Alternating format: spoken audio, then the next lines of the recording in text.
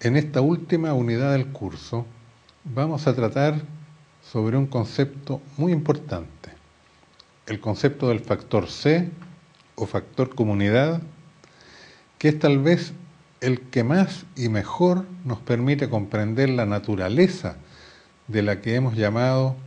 economía solidaria o economía de solidaridad y el significado económico profundo de la cooperación y la comunidad. Los diferentes tipos de empresas alternativas que hemos examinado y también otros de menor relevancia que han quedado fuera de nuestro curso,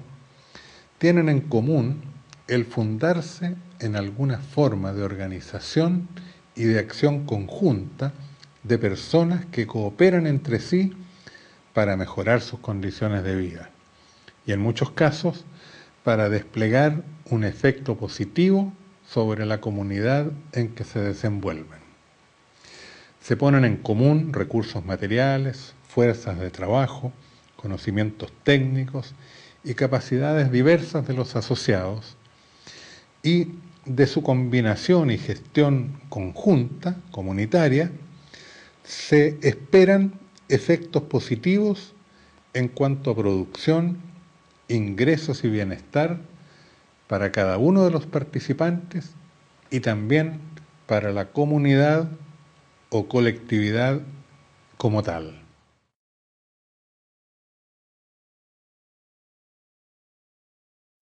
Si la acción y gestión conjunta presente al interior de la unidad económica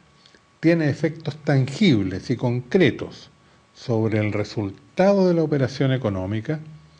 debemos considerar que ella es en propiedad un verdadero factor productivo que tiene y al cual debe reconocérsele su propia productividad, al igual que los demás factores que participan en la generación del producto.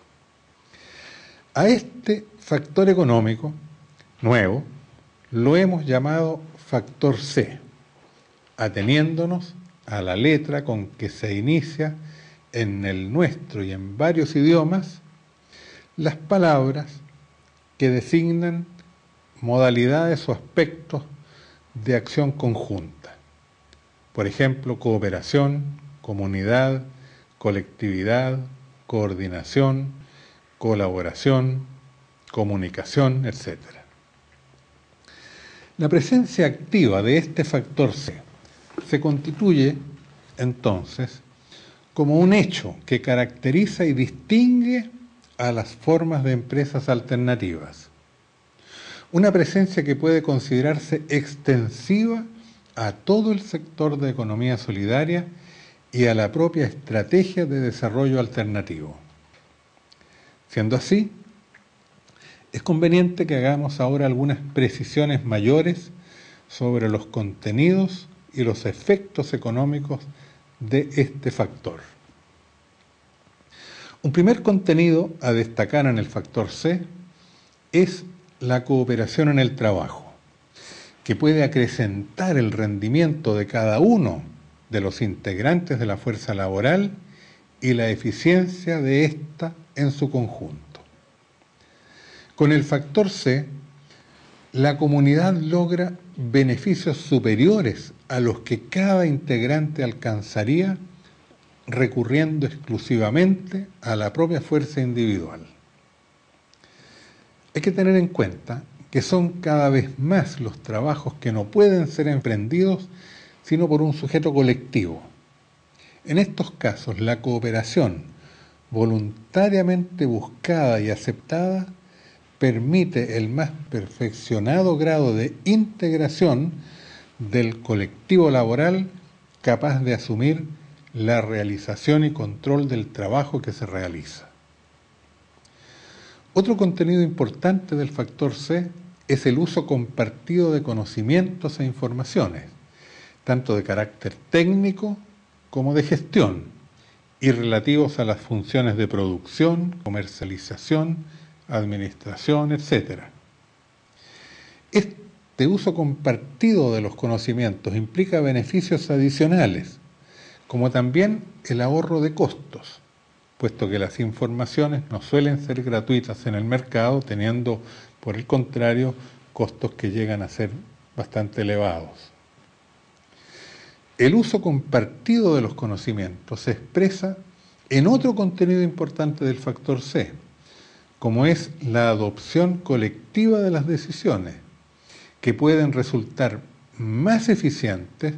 cuando se adoptan bajo ciertas condiciones organizativas apropiadas, especialmente debido a que quienes adoptan las decisiones son los mismos que se responsabilizan de su ejecución.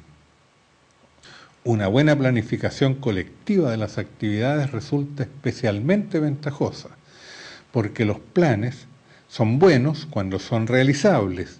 y son realizables cuando los que participan en su planificación están impregnados de sus objetivos, conocen el lugar y el significado de la propia acción en el conjunto y están personalmente interesados en su buen cumplimiento, adhiriendo por su propia voluntad a la ejecución de lo planificado por haber participado en su determinación.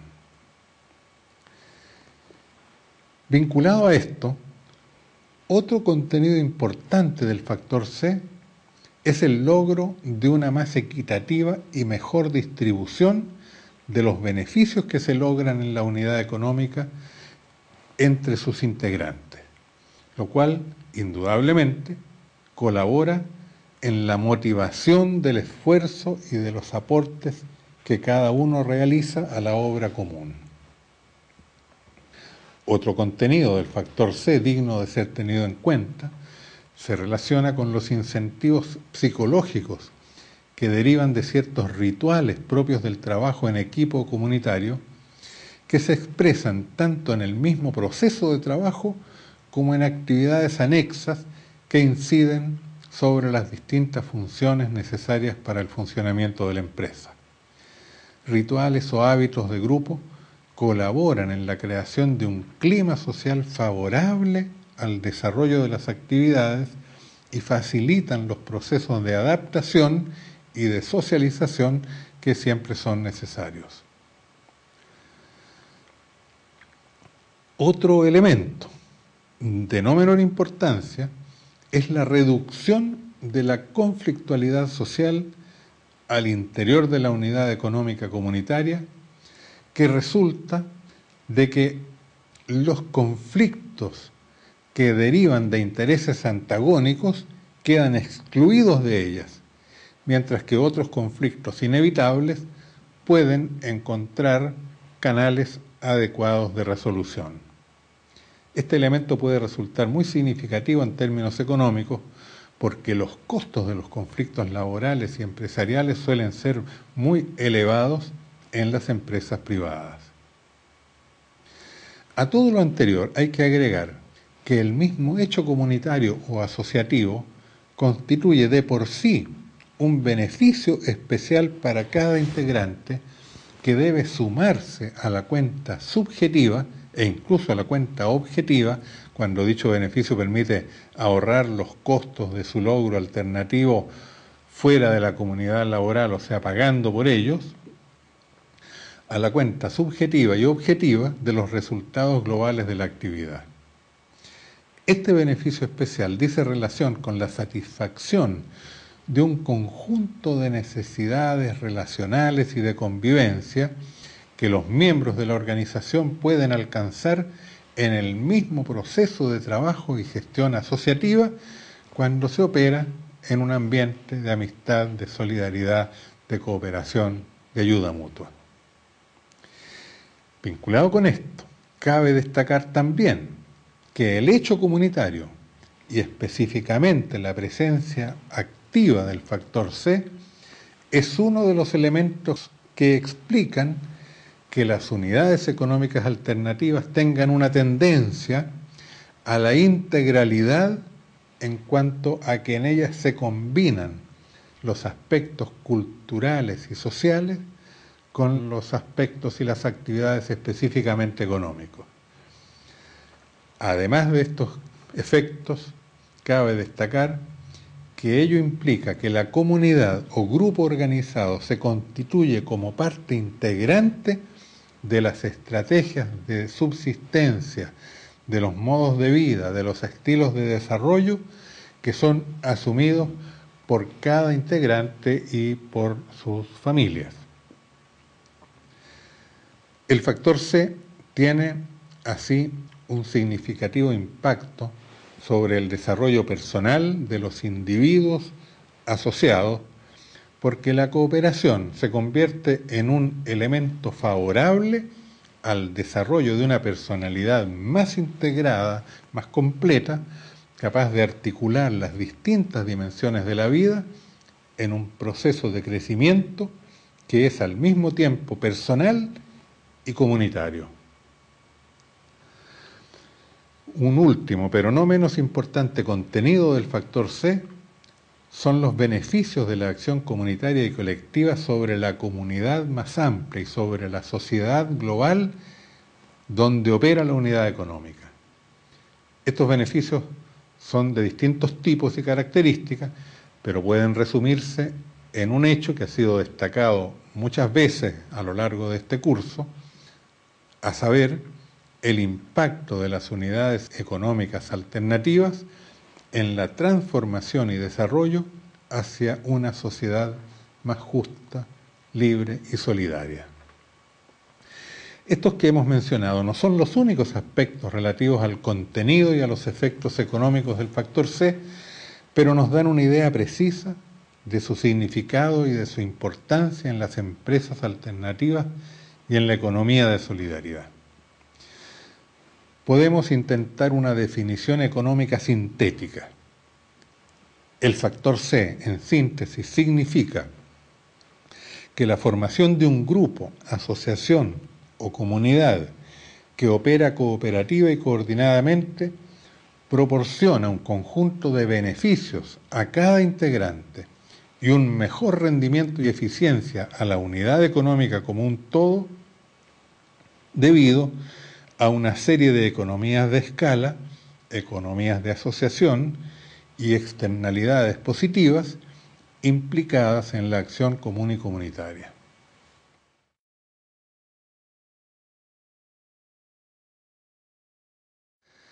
Veamos algunas condiciones que favorecen la formación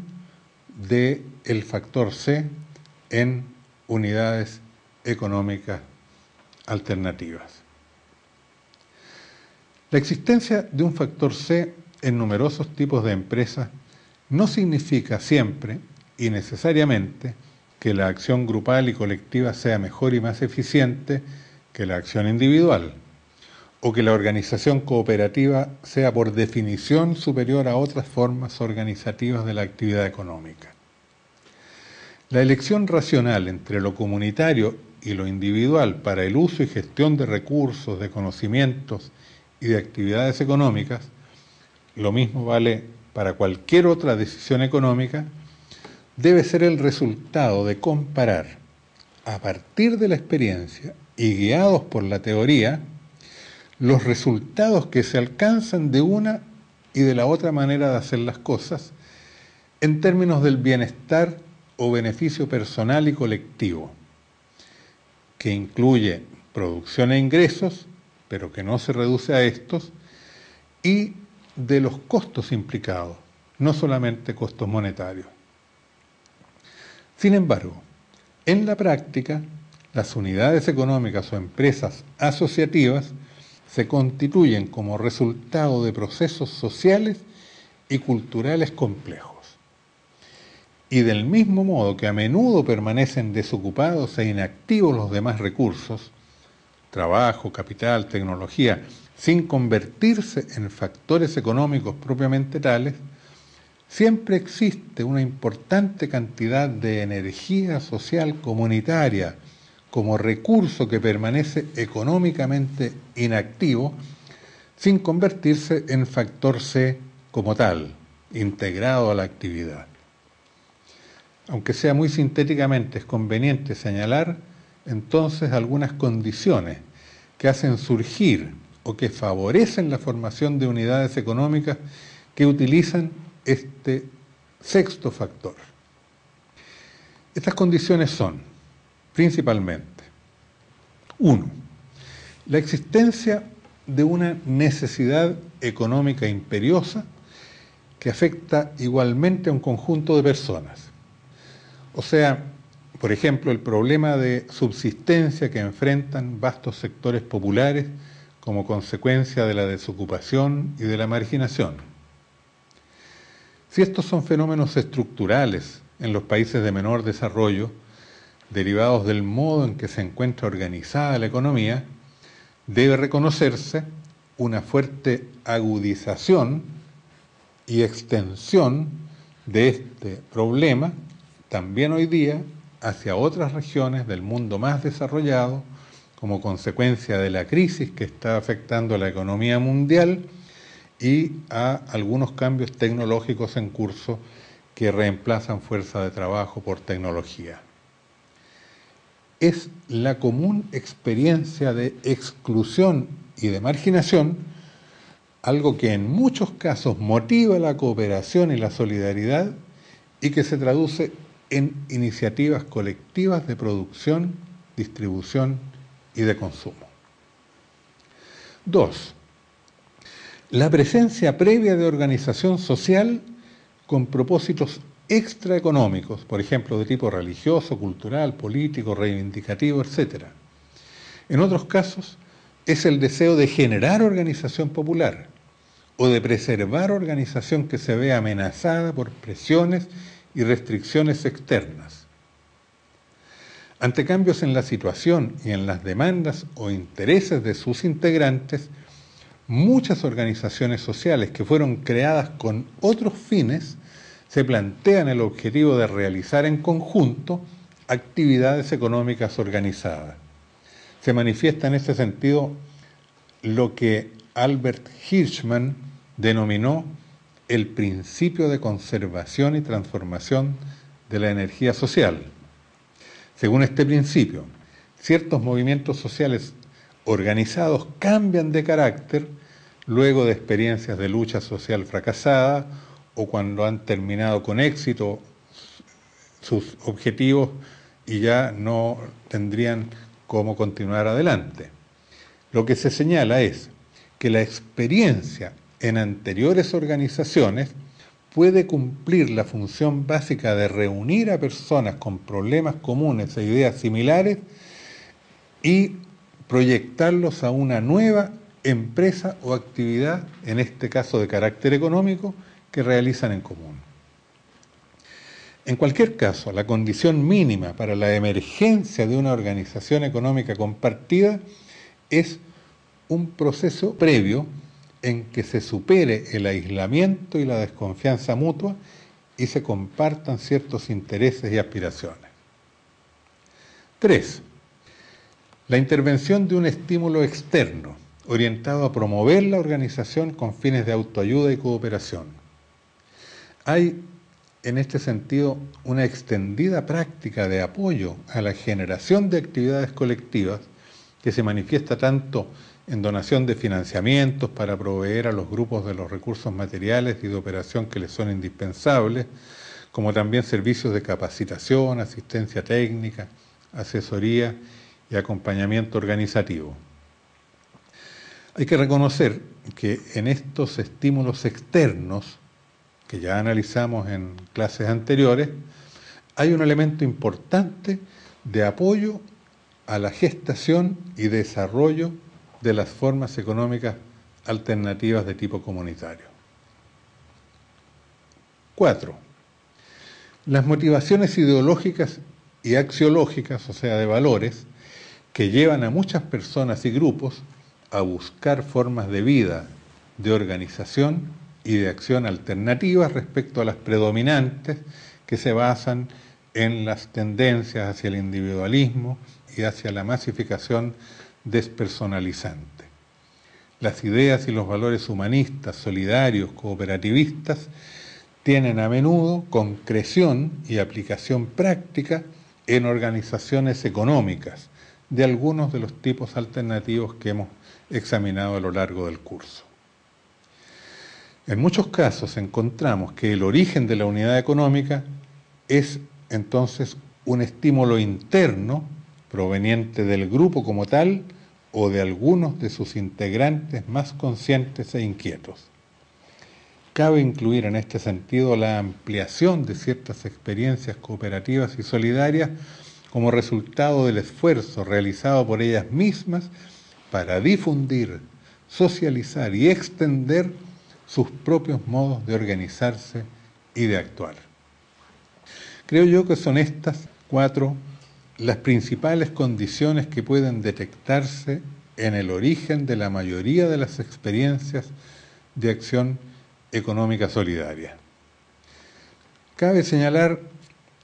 además de que es posible que surjan grupos por otras razones que no hemos contemplado, que a menudo es la presencia de más de uno de estos, o sea, una combinación de 2 o de 3 o de todos ellos, lo que hace germinar aquella energía social que se transforma en el factor C de contenido económico, cuya importancia en toda organización económica y alternativa hemos destacado.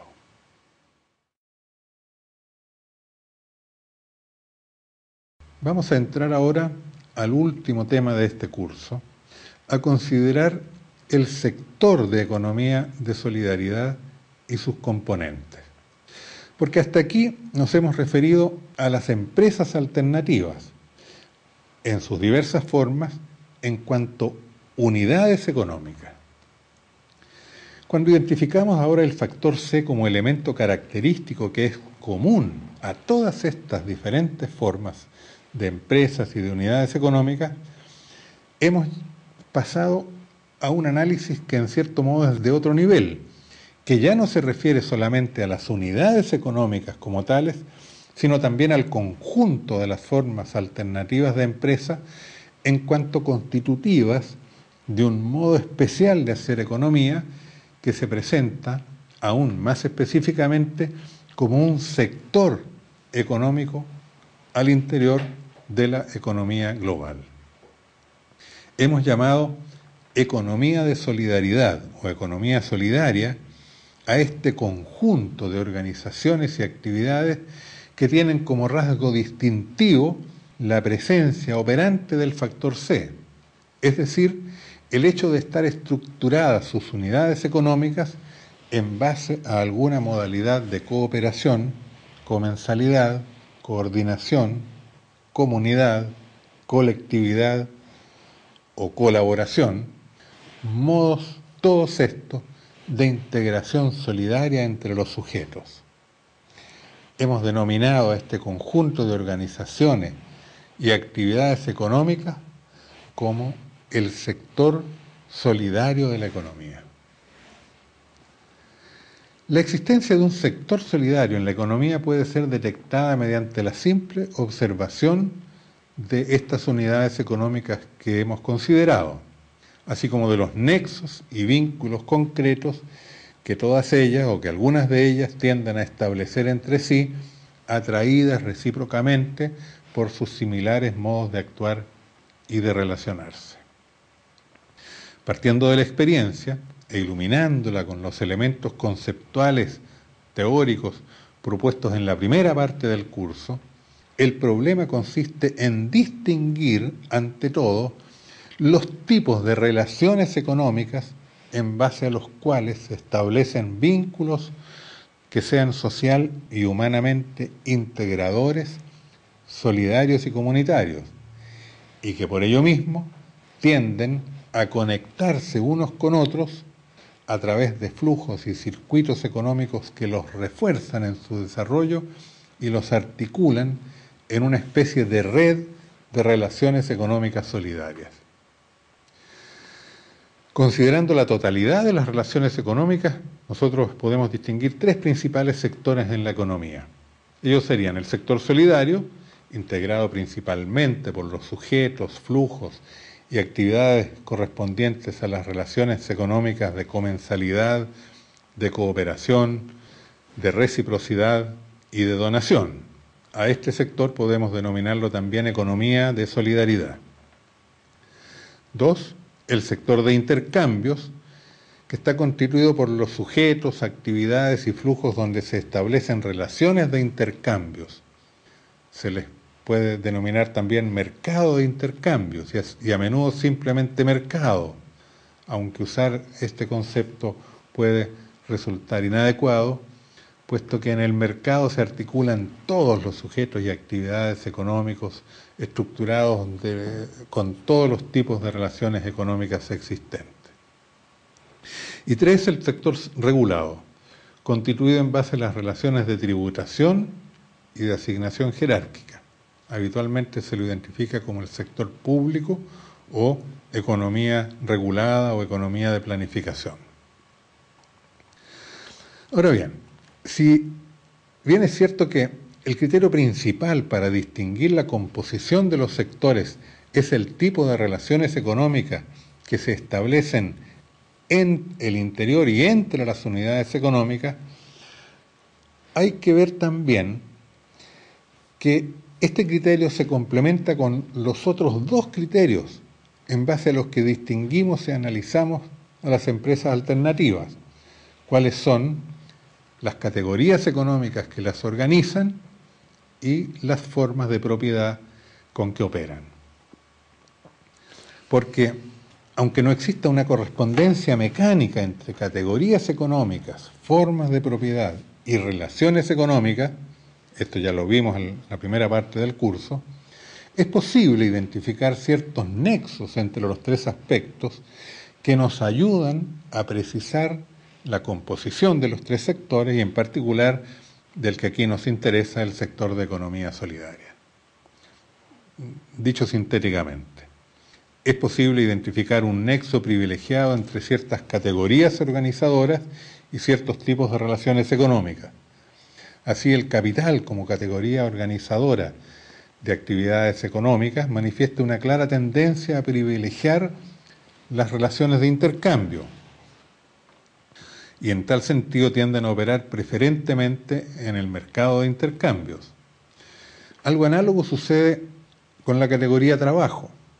que al organizar actividades económicas tiende espontáneamente a proceder conforme a relaciones de cooperación. O sea, las empresas organizadas por el factor trabajo tienden a constituirse predominantemente en el sector solidario de la economía. Y también respecto a la categoría de administración, que tiende a privilegiar las relaciones de tributación y asignación jerárquica. De hecho, las empresas públicas participan de modo privilegiado en el sector de la economía regulada. Pero se observa también la existencia de un nexo entre categoría organizadora y forma de propiedad sobre los medios de producción. Porque hay ciertas formas de propiedad que son típicas de las empresas organizadas por el capital. La propiedad privada individual, la propiedad privada accionaria. A las empresas organizadas por el trabajo se adecúan mejor, en cambio, las formas de propiedad cooperativa, comunitaria y personal repartida, o sea, formas de apropiación en que el titular es un grupo o una asociación de personas bien delimitada en cuanto a sus integrantes y relativamente pequeño, donde los derechos de cada participante y del grupo resultan claramente establecidos de común acuerdo entre los integrantes. En cambio, las empresas organizadas por el factor administración o el Estado asumen normalmente formas de propiedad colectiva, pudiendo ser propiedad estatal o también lo que se llama propiedad social. Y pueden identificarse, por último, nexos entre los tipos de relaciones económicas y las formas de propiedad. Las relaciones económicas más integradoras, comensalidad, cooperación, reciprocidad, donación, suelen dar lugar a formas de apropiación comunitaria y cooperativa de los medios de producción.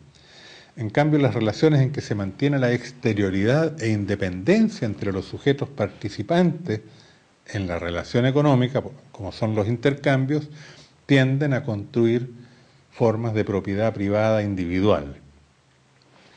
Y las relaciones que suponen nexos de poder y subordinación entre un órgano decisional central y los individuos que forman la colectividad, o sea, relaciones de tributación y asignación jerárquica, tienden a dar lugar a formas de propiedad pública o estatal. De esta manera, ateniéndonos a estos nexos que vinculan los tres principales criterios de distinción de los tipos de empresas, es posible comprender la conformación del sector solidario de la economía como una especie de triángulo cuyos vértices corresponden respectivamente a las relaciones económicas, las categorías organizadoras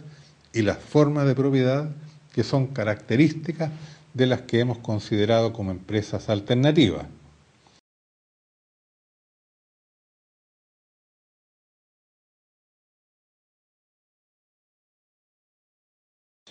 Y con un criterio similar puede distinguirse la composición de los otros dos sectores que hemos denominado el sector de intercambios y el sector regulado.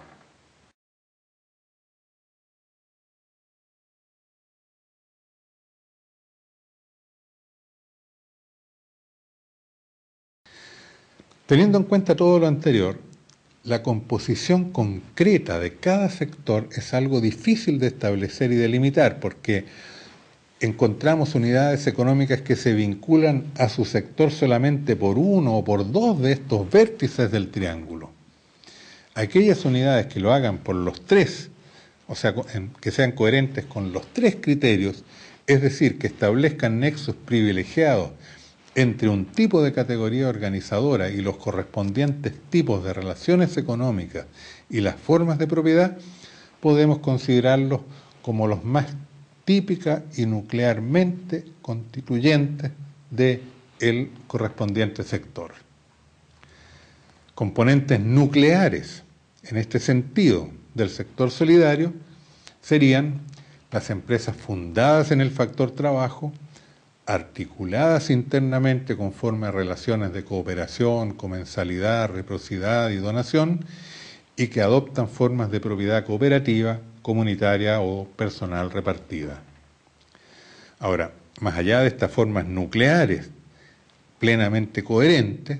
integran también el sector de economía solidaria, también otras empresas cooperativas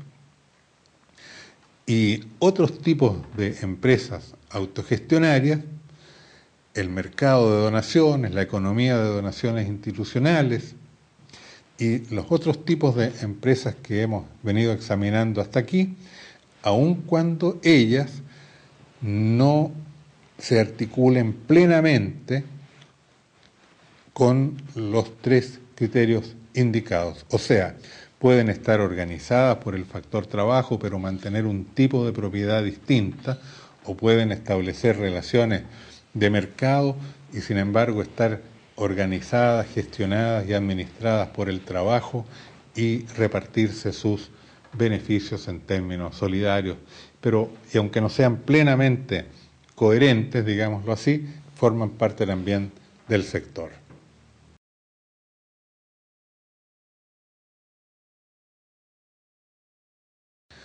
Un último tema que vamos a mencionar se refiere a la coordinación entre unidades económicas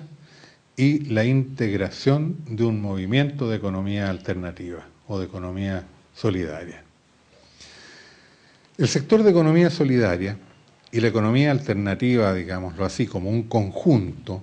no es solo una suma de unidades económicas que permanecen independientes y separadas, sino que se constituyen también como un complejo de relaciones reales entre unidades y personas que se coordinan y que se articulan unos con otros. La economía solidaria parte del principio de que la asociación entre los individuos permite realizar con mejores resultados aquellas actividades que ellos no pueden por sí solos cumplir, sino con mayores esfuerzos y con menores resultados. Por lo tanto, es coherente suponer que la ampliación del radio de la acción que se obtiene mediante la cooperación e integración entre distintas unidades solidarias puede mejorar las posibilidades operacionales de cada una de ellas. La coordinación e integración entre unidades económicas se manifiesta así como una extensión del mismo factor C, que llega a abarcar a muchas unidades e incluso potencialmente al sector solidario y alternativo como un todo. Sin embargo, debe reconocerse que existen algunos problemas difíciles de resolver relativos a la coordinación e integración entre unidades económicas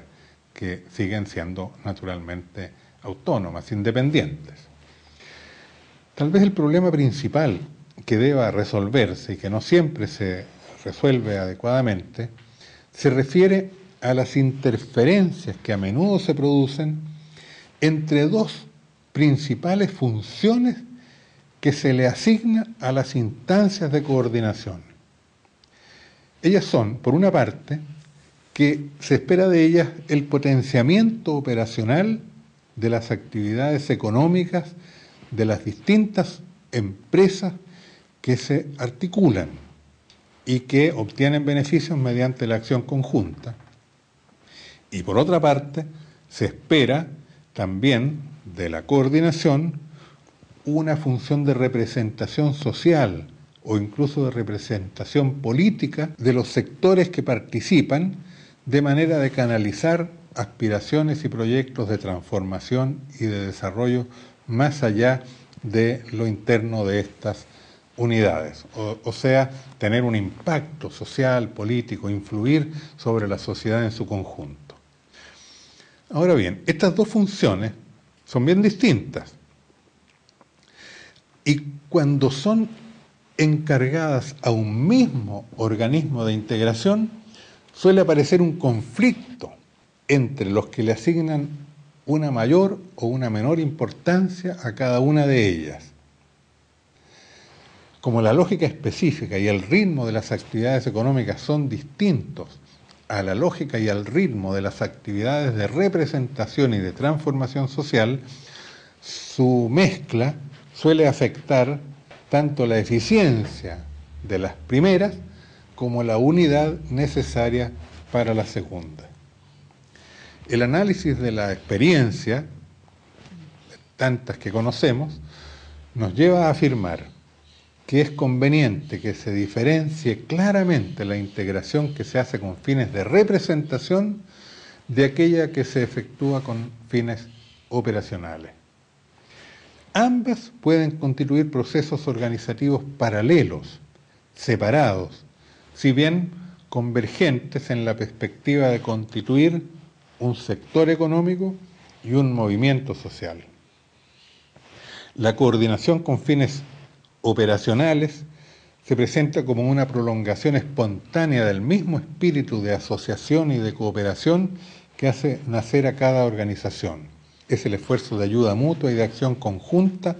para el potenciamiento de los recursos disponibles por cada unidad mediante la puesta en común y la gestión colectiva de alguna parte de ellos. El objetivo operacional de tal coordinación es siempre el mismo: obtener economías de escala, economías de asociación y externalidades positivas. Con estos objetivos, la coordinación debe buscar ser eficiente y útil para cada unidad y para todas ellas, lo que implica adoptar adecuados criterios de racionalidad económica, administrativa y de gestión. Podemos apuntar en este sentido algunos criterios importantes. Primero, la coordinación es una actividad libre y voluntaria en donde cada organización participa conforme a sus propios modos de ser, de pensar y de operar. Deben quedar claramente establecidos los ámbitos de decisión que cada unidad se reserva para sí y aquellos que acuerda operar en conjunto con otros. 2. Conforme al espíritu de este tipo de organizaciones, cada unidad económica tiene la responsabilidad de aportar recursos humanos y materiales para el desarrollo de las actividades coordinadas, como tiene también el derecho de participar en los órganos de decisión conforme al criterio de la autogestión aplicado ahora, en este caso, al organismo de integración. 3. Cuando la coordinación se realiza con fines operacionales, deben adoptarse criterios operativos racionales. Esto significa que en cada caso deberá establecerse el tamaño de la organización,